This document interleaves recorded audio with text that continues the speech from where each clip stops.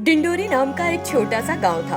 उस गांव में सभी लोग बड़े सुकून से बिना किसी परेशानी के अपना जीवन जी रहे थे। एक दिन एक साधु उस गांव में आए और जोर जोर से चिल्लाने लगे, इस गांव पर एक बड़ा खतरा मंडरा रहा है, तुम सब सावधान रहना। अगर तुमने उसने जो मांगा नहीं दिया तो तुम सब अपनी जान गंवा बैठोगे।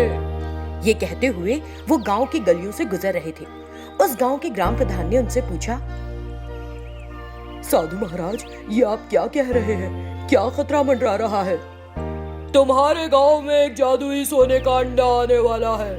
वो अंडा जिस भी घर के सामने आकर रुकेगा, उस घर में रहने वालों को उसे पैसा और सोना देना होगा, वरना वो उस पूरे परिवार को मारकर खा जाएगा।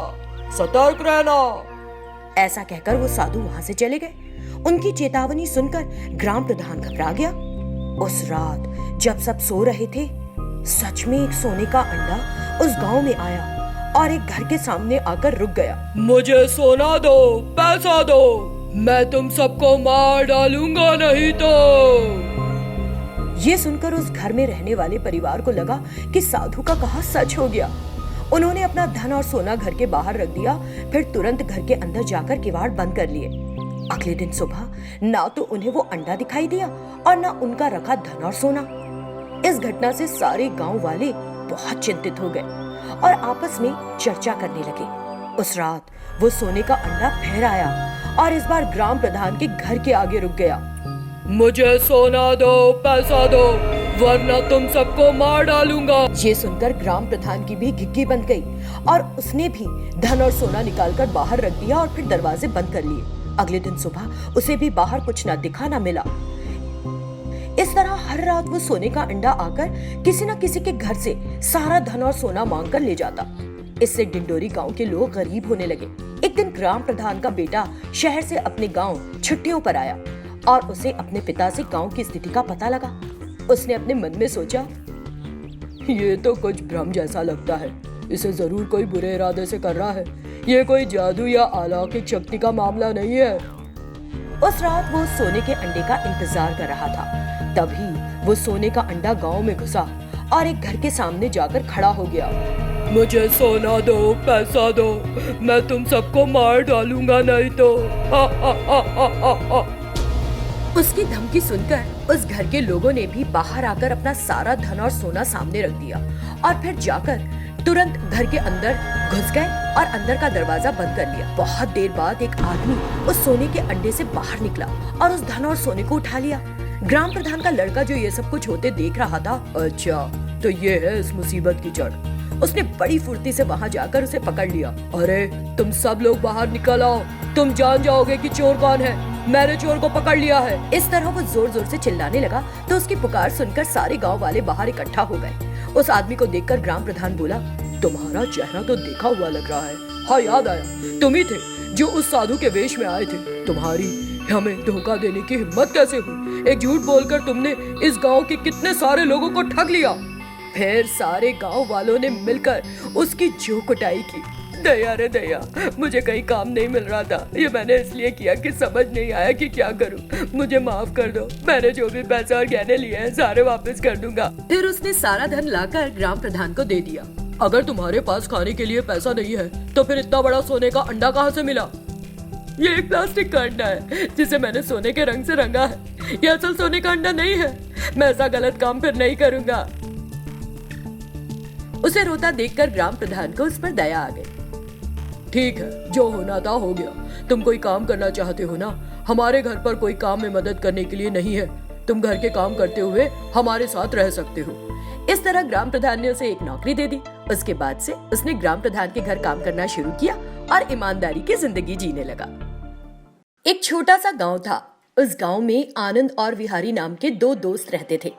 एक दिन दोनों एक पेड़ के नीचे बैठकर एक दूसरे से बातें कर रहे थे कि अचानक उस पेड़ पर से एक टोपी नीचे गिर पड़ी। उसे देखकर आनंद ने कहा, दूर हट, दुश्मन हम पर बम फेंक रहे हैं। विहारी जोर से हंसा और बोला, हाँ, तू है सीएम और मैं हूँ देश का पीएम, तभी कुछ लोग हम पर हमला कर रहे हैं। चुप कर यार, सुबह सुबह ऐसे जोक्स ना मारा कर। ये कहते हुए विहारी ने उस टोपी को उठाया। इसमें ऐसा क्या है जो तू इतने गौर से देख रहा है? इस टोपी में सोना है, तुझे चाहिए? इस तरह बिहारी ने मजाक किया। क्या सच में इसमें सोना है? चल चल दे मुझे टोपी। और आनंद ने फौरन वो टोपी हाथ में ली और उसके अंदर देखा। क्यों बे, तूने मुझे कहा कि इस टोपी में सोना है, कहाँ है सोना? ये कहते हुए वो उस टोपी को आगे पीछे करने लगा। तभी उस टोपी से सोने के सिक्के नीचे गिरे। ए आनंद, मैंने तुझे एक इंसान समझकर दोस्ती की थी, लेकिन तू शैतान निकला। अब मुझे समझ आया कि तू तो एक जादूगर है। अरे मैं ना तो शैतान हूँ और ना एक जादूगर। लगता है ये एक जादुई टोपी है, इसीलिए हमारे मांगने पर इसमें से सोना निकला। चल एक बार फिर कोशिश करते हैं।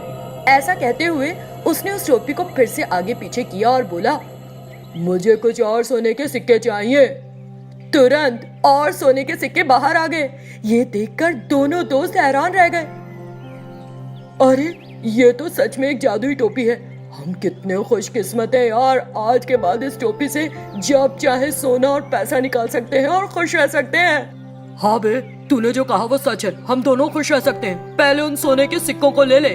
विहारी ने हामी भरी और उन सोने के सिक्कों को इकट्ठा करना शुरू कर दिया। इस बीच आनंद जादुई टोपी को लेकर वहां से भाग गया। ये होते देख, अरे आनंद तू कहाँ जा रहा है यार? विहारी आनंद के पीछे दौड़ने लगा, लेकिन आनंद उसकी सुने बिना लगातार दौड़ता रहा। दौड़ते दौड़ते जब थक गया तो एक जगह रुक गया। विहारी भी वहां आ गया और बोला, अरे दौड़ क्यों लगा दी तूने? तू जादुई टोपी से निकलने वाले सारे सोने के सिक्के लेना चाहता था क्या? हाँ, मैं सब कुछ लेना चाहता हूँ, इसलिए क्योंकि मैंने तुझे बताया कि ये एक जादुई टोपी है। समझा? बताया कि नहीं? तू ही बोल, इस पर हक है मेरा। ओ ऐसा, टोपी को देखा तो मैंने था पहले, फिर तो ये टोपी मेरी हुई। ऐसा कहते हुए विहारी ने आनंद से वो जादुई टोपी छीन ली। मुझे चाहिए टोपी, ये कहते हुए आनंद ने फिर से टोपी छीन ली। इस तरह दोनों दोस्त एक दूसरे से टोपी छीनने लगे। इस छीनम छानी में वो टोपी दो टुकड़े हो गई। आधा हिस्सा आनंद के हाथ में चला गया और बाकी आधा हिस्सा विहारी के हाथों में। ये देखकर आनंद बोला, अब ठीक है, अब हम दोनों के पास टोपी बराबर है। अब तुम अपना सोना लेना और मैं अपना सोना लूंगा। फिर आनंद ने अपनी आधी टोपी को सीधा किया और बोला, मुझे सोना चाहिए। लेकिन उस आधी टोपी से कोई सोना बाहर नहीं आया। ये देखकर विहारी जोर से हंसा और बोला, लगता है बस मुझे ही मिलेगा। ऐसा कहते हुए विहारी ने अपनी टोपी को सीधा किया।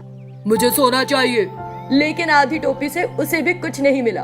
फिर दोनों दोस्तों ने एक दूसरे की तरफ देखा और उदास हो गए। धत तेरे की, हम दोनों ने कितनी बड़ी गलती की। जबरन एक दूसरे से लड़े और सब कुछ खो दिया।